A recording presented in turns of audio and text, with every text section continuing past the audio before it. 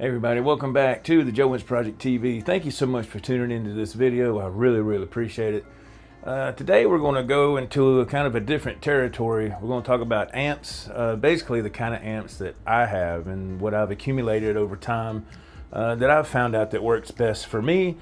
Of course, all this is subjective. You might see this and say, nah, it's not for me. That's fine. That's why they make different things for different people. First and foremost, I want to say thank you to everybody that tuned in to the live show last night. It was incredible. Thank you so much. And thank you for the people that stuck out to the end. And we broke a new record, man. We actually broke the live stream record. I think we went 4 hours and 30 minutes or something, which I wasn't trying to do that, but it was just such a good vibe and everybody was there. It's fantastic. So thank you so much. Now, let's get moving on with this. So we're going to start with the small amps first. A lot of people ask me what's the best kind of amp to start with if you've never owned an amp before. This is kind of an odd duck here. This is the Blackstar. It's like the mini stack combo. These were a thing, I don't know, 5-6 years ago. You don't have to get nothing like this, but what I love about these little amps is they're battery powered and they're portable, of course. And I have this was my first one here, this black one. They call it the Fly, I think. The Fly, yeah. And you can see it's got gain, volume, EQ, delay, and you got inputs for an MP3 player or headphones. And I want to say it takes like, I don't know, 6 or 8 double A's, something like that. But these are fun, man. And they're pedal friendly. You can see where I had a cable plugged in here for an MP3 player. This is Velcro, if you're wondering, what is that? I put a stick of Velcro, so when I wanted to put my MP3 player on it, it wouldn't fall off. And this is just a fun little setup to jam a quick practice before work or after work or whatever you want to do. But for me, it'd be before work. It's not bad at all, man. These amps aren't bad at all. They're great. Oh, it has built-in delay too. I forgot to tell you that. Yeah, these amps have built-in delay, which is incredible. The delay sounds fantastic. So for a little amp to have built-in delay, it's got EQ and all that stuff. It's got one knob for EQ, but still, I mean, come on now. We're talking about a compact amp. It's a lot of fun. The Blackstar Mini, the Fly, I would definitely say look into these. If you're on a budget especially and you're brand new at guitar, these are a great way to go. All right, let's move on. All right, these are the Micro Cube amps. What is it called? Is it called the I guess that's Micro Cube GX, I think. Is that right? So you look at your knobs on the bottom left. You got gain, volume, tone, and then your master to the far right. The top left knob is your amp type, and then you got some effects in the middle. You can got phaser or chorus, and then to the right you have delay or reverb. You have to choose. You can't have both. If you look to the far left, there's an input like a 1/8 inch jack. That'd be for your MP3. If you had a cord to fit that, cable rather. These are great little amps. I don't know if they make these types anymore, these models rather. I know they still make the Micro Cubes, but I don't know if they make these models. I had the red one for the longest time, and the reason I have 3, I can tell you that story real quick, is I wanted to get another one so I could make these in stereo, so when I played, kind of have that wet setup. Well, I couldn't find one in red because I don't think they're in production any longer. So I had to get on eBay, and I found one, and believe it or not, it was going to be shipped from Japan, but it was in excellent shape, so I paid the money. It really wasn't that bad, and it got here pretty quick, surprisingly so. But by the time this one was being shipped, I found another one on eBay that was here in the States that was cheaper. And the guy had a snark tuner with it, a cable, had a lot of little goodies, so I went ahead and bought it so I could have 2 that were the same color. That's why you see the red and the 2 black ones. So I had these set up for a wet, stereo setup, and they're great. They're fun to play in the room. Again, this is a step up from the Blackstar. You get a little bit more power. These, now the modern Micro Cubes, I don't know what they run. But when I got the red one, it was over $200. These are battery powered if you want them to be, but man, they take like 8 AA batteries. I think they take a lot, so it's best to bite the bullet and just buy the power supply and plug it in. You don't have to worry about batteries. But I have seen buskers use these, street performers use these with battery powered, of course. And they were jamming, man. They were jamming. But you can't get a whole lot of volume out of those. If you crank them all the way, it starts to die out because it's pulling from those batteries. Even if it's plugged up with the power adapter, it's still going to strain, which is, it's small. But they're really fun. Again, I hooked the MP3 player up to it, jam along, practice. It's great for that. So let's move on to the next one. Now the next little amp that I got was this Yamaha. I can't even remember the model number. I know they may still make these, but I know the last I checked, which was years ago, they made an improved version. But this is what you call a desktop amp, I believe. And when you turn it on, there's lights in there to give you the illusion that it has tubes. And it's like this orange glow in there. It's really just a couple of lights, but of course it's solid state. And this little amp was incredible. And for what it is, it sounds amazing. It has a couple of built-in speakers. Sounds great. But my thing was, well, I want to, why can't I play it through a cabinet? Well, because the impedance is off, and if you were to run something out of here into a cabinet, or a head rather, and try to run it clean, you would really be messing some things up. That's what it came to me when I did my research. But here's the trick. So I actually saw on YouTube a pedal you can use to make these desktop amps act like an actual amp head with your cabinet. And the trick to that is this pedal right here, this 44 Magnum power amp by Electro Harmonics. And it's just it's like a attenuator, like this is right here.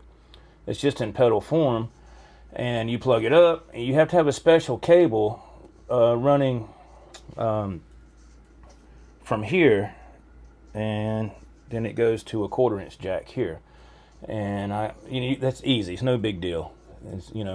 And you can make your it's like a bright and I guess a bright and normal mode is what that switch is right there.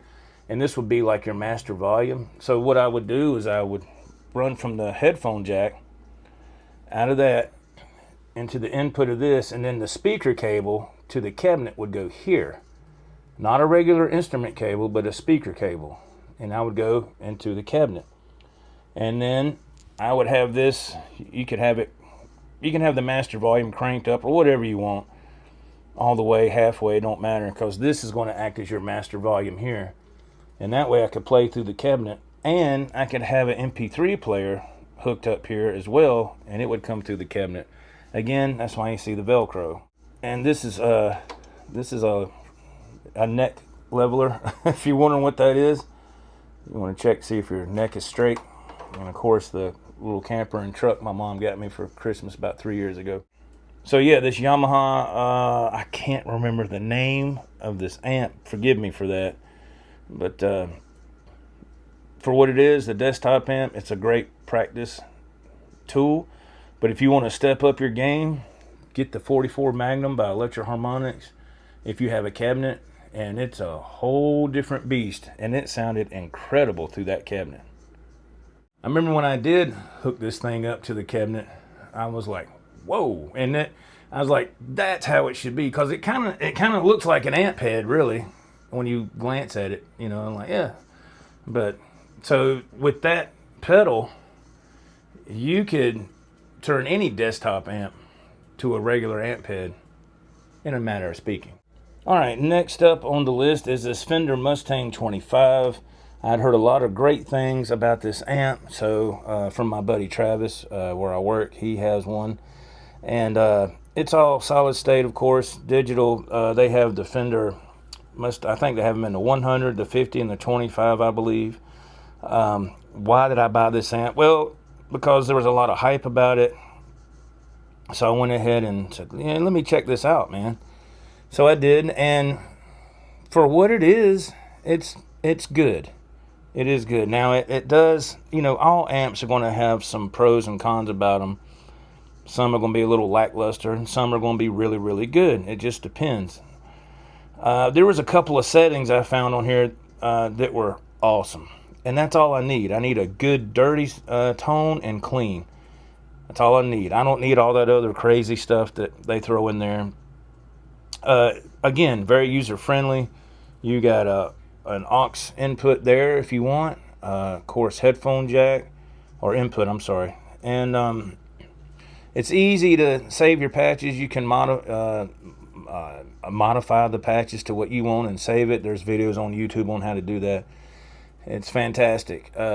So I played through the amp by itself for a while with a couple of the patches that I really liked, and it was okay. Now, when I put the MP3 player up to it to jam with it, I was a little disappointed. I mean, it works, but the music sounded kind of muffled.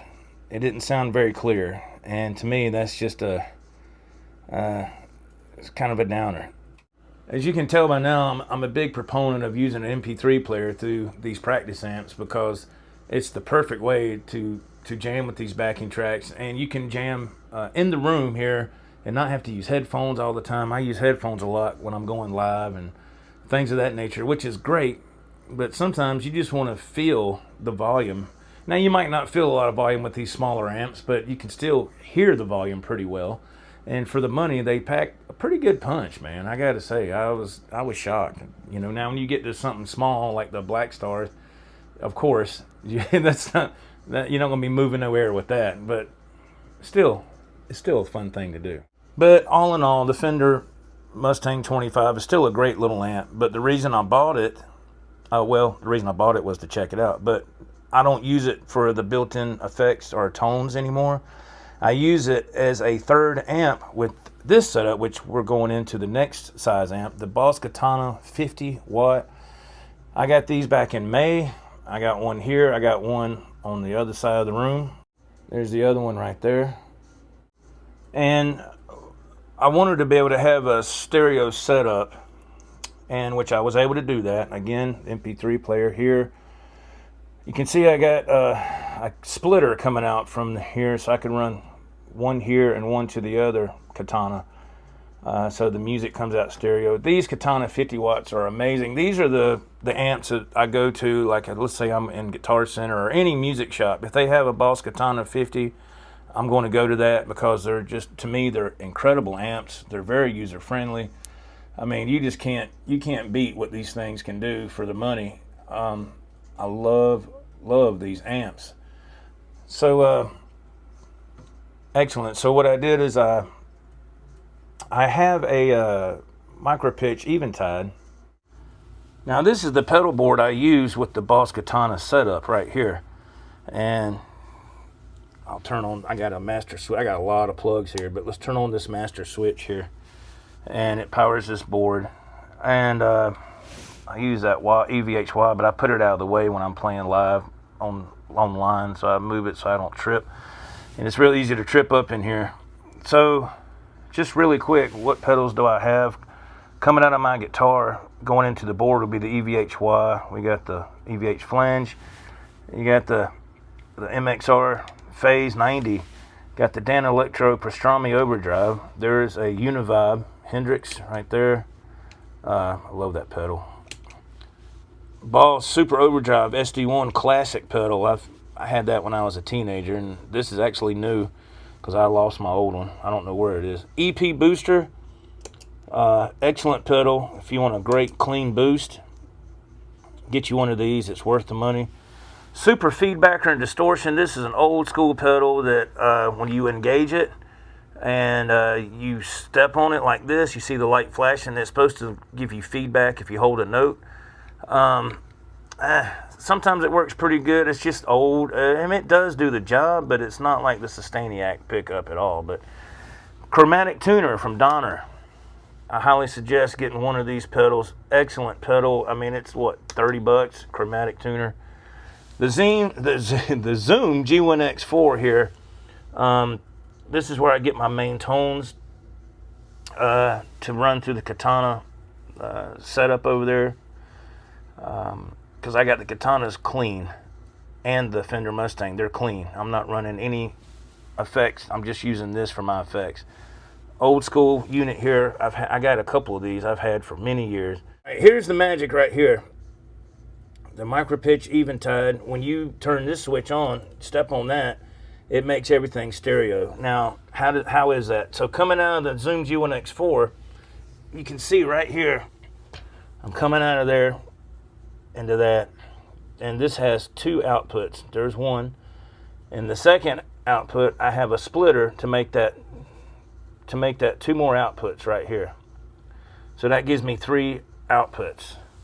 So that's how I power all 3 amps at one time. That way, when that pedal board there is engaged, I can have like I got 3 amps running together in a stereo fashion. I guess that'd be a kind of a surround sound kind of deal.